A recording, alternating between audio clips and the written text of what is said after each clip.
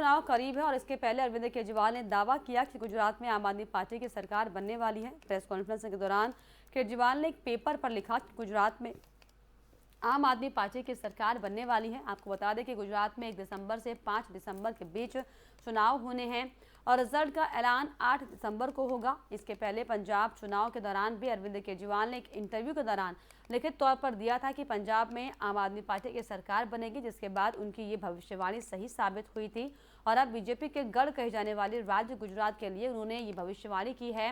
उन्होंने press conference के दौरान कहा कि गुजरात में आम आदमी पार्टी की सरकार बन रही है और ये आज मैं भविष्यवाणी कर रहा हूं जो कि सही साबित होगी। उन्होंने इसको लेकर क्या कुछ कहा, ये आपको सुनवाते हैं। कई लोग कहते हैं कि राजनीति के अंदर मेरी भविष्यवाणी सही निकलती है। 2014 में जब दिल्ली में चुनाव हुआ था तो मैंने एक पत्रकार को लिख के दिया था कि कांग्रेस की इस बार 0 सीट आएंगी। किसी ने यकीन नहीं किया, लेकिन उस चुनाव में कांग्रेस की 0 सीट आई थी। पंजाब के चुनाव में मैंने कई सारी भविष्यवाणियां की थी। मैंने कहा था नवजोत सिंह सिद्धू हारेंगे, चन्नी साहब दोनों सीटों से हारेंगे, बादल साहब का पूरा परिवार हारेगा। तो आज मैं आप सबके सामने लिख के भविष्यवाणी करने जा रहा हूं। अलग अलग चैनल वाले मेरे से पूछते हैं, अलग अलग उसकी जरूरत नहीं है। गुजरात में आम आदमी पार्टी की सरकार बन रही है। ये आज आप नोट कर लीजिए, ये भविष्यवाणी भी नोट कर लीजिए और ये भविष्यवाणी सही होगी। 27 साल के शासन के बाद, कुशासन के बाद अब गुजरात की जनता को इन लोगों से रिलीफ मिलेगा। गुजरात के जितने सरकारी कर्मचारी हैं उन सब लोगों को मैं ये आश्वासन देना चाहता हूं। उनके अभी महीने 2 महीने पहले गांधीनगर के अंदर एक गजब का नजारा देखा गया जब हजारों गुजरात सरकार के कर्मचारी सड़कों के ऊपर उतर आए और उन्होंने पूरा सचिवालय घेर लिया। ऐसा नजारा गुजरात के अंदर कभी नहीं देखा गया था और उनकी एक ही डिमांड थी, ओल्ड पेंशन स्कीम लागू की जाए। मैं आज गुजरात के सारे कर्मचारियों को कहना चाहता हूं कि हमारी सरकार बनेगी। 31 जनवरी तक ओल्ड पेंशन स्कीम लागू करने का नोटिफिकेशन जारी कर दिया जाएगा। ये मैं हवा में बात नहीं कर रहा। पंजाब के अंदर ओल्ड पेंशन स्कीम जारी करने का नोटिफिकेशन जारी हो गया है। ओल्ड पेंशन स्कीम दोबारा लागू कर दी गई है पंजाब के अंदर हमारी सरकार बनती, और ये नोटिफिकेशन जारी हो गया पंजाब के अंदर। गुजरात के अंदर सरकार बनने के बाद 31 जनवरी तक ओल्ड पेंशन स्कीम लागू करने का गुजरात के अंदर नोटिफिकेशन जारी कर दिया जाएगा।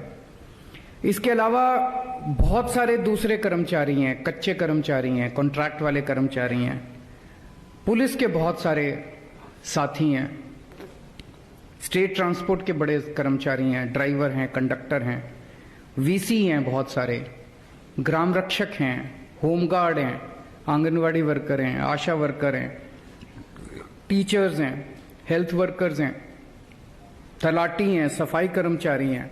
इनके कई सारे मुद्दे हैं।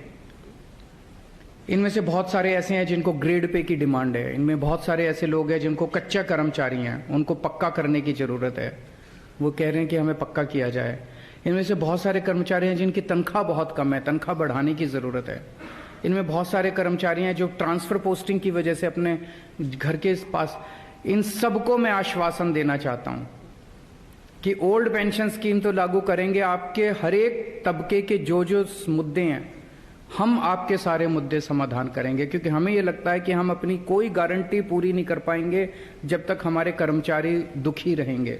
सारे कर्मचारियों की गुजरात चुनाव के दौरान बीजेपी और आम आदमी पार्टी में जुबानी जंग तेज होती दिखाई पड़ रही है। वहीं यूपी के सीएम योगी आदित्यनाथ में चुनावी रैली के दौरान दिल्ली के सीएम अरविंद केजरीवाल पर जोरदार हमला बोला। उन्होंने केजरीवाल को दिल्ली का नमूना बताया।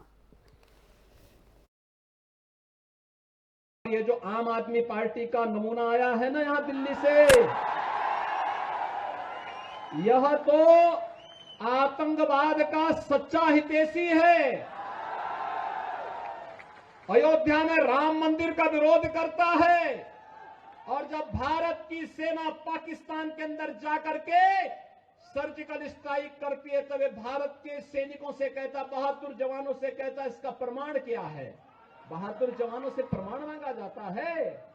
पाकिस्तान चिल्ला रहा है कि हमारी कमर तोड़ दी है भारत के जवानों ने, लेकिन आम आदमी पार्टी को गुजरात चुनाव के बीच बीजेपी की प्रेस कॉन्फ्रेंस के दौरान केंद्रीय मंत्री अनुराग ठाकुर ने एक तरफ जहां कांग्रेस पर जमकर हमला बोला तो वहीं दूसरी तरफ बीजेपी के शासन में गुजरात में हो रहे विकास कामों के बारे में भी बताया है। हमारा गुजरात, और ये तब हुआ जब पिछले 2 दशक से ज्यादा समय में गुजरात की जनता ने भारतीय जनता पार्टी को अपना सहयोग, समर्थन और वोट दिया। और कोई भी क्षेत्र हो, जब कोई कृषि के क्षेत्र में डबल डिजिट ग्रोथ नहीं देखता था, तब मोदी जी के नेतृत्व में गुजरात ने देखी। जब कोई बड़े बांध बनाने का सपना नहीं देखता था, तो तब नर्मदा बांध हो या फिर दुनिया की सबसे बड़ी प्रतिमा स्टैच्यू ऑफ यूनिटी, वो भी गुजरात में है। पहली बुलेट ट्रेन की बात करें तो वो भी गुजरात में, और नंबर 1 एक्सपोर्ट की बात करें तो गुजरात में। नंबर 1 की बात जहां पे भी आए तो गुजरात आगे चलता है।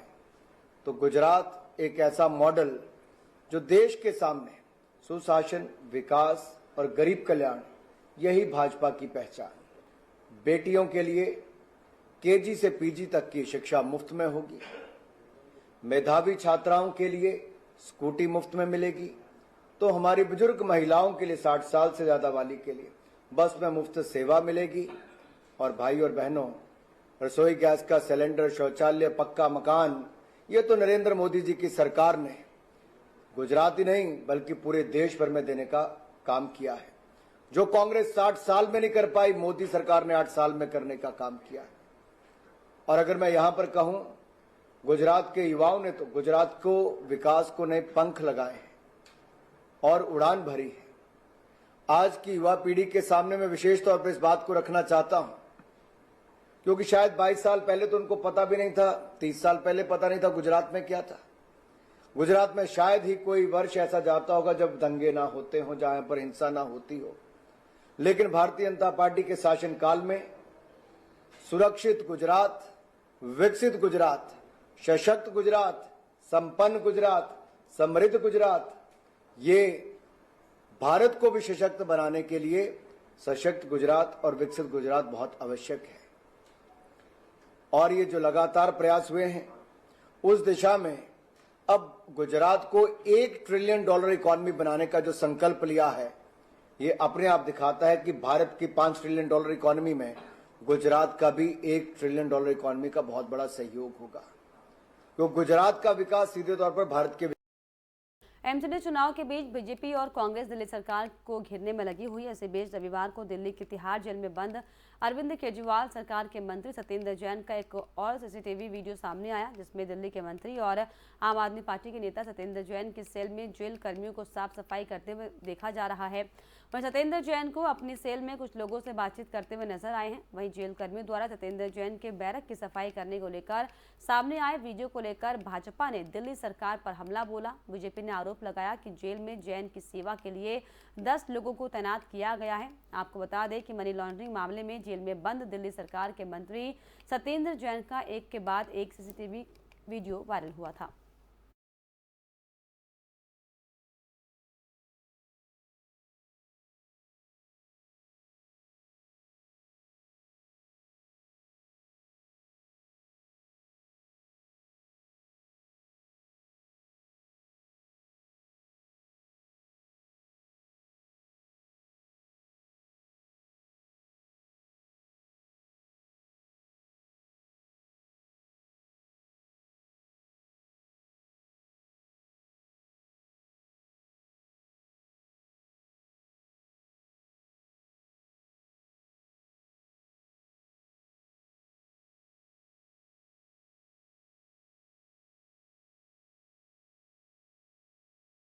रेपिस्ट अब थेरेपिस्ट हो गए हैं। सत्येंद्र जैन के मसाज वाले वीडियो पर जेपी नड्डा का तंज कसते हुए उन्होंने कहा कि आपने जेल को ही मसाज सेंटर बना दिया। साथ ही साथ उन्होंने कहा कि आपके भ्रष्टाचार से जनता त्रस्त हो चुकी है।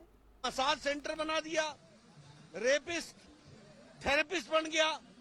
शिक्षा का और स्वास्थ्य की जो उन्होंने चिंता की है जेल में, उनको सबको जेल में भेजने का इंतजाम हमारे जनता करेगी और ऐसे लोग जो भ्रष्ट हैं, जो दोहरा चरित्र रखते हैं, इनको सबक सिखाए। जो ये भ्रष्ट और ये आंखों में धूल झोंकने वाली ये जो आम आदमी पार्टी है, इसको लोग सबक सिखाना चाहते हैं और इसलिए भारतीय जनता पार्टी को।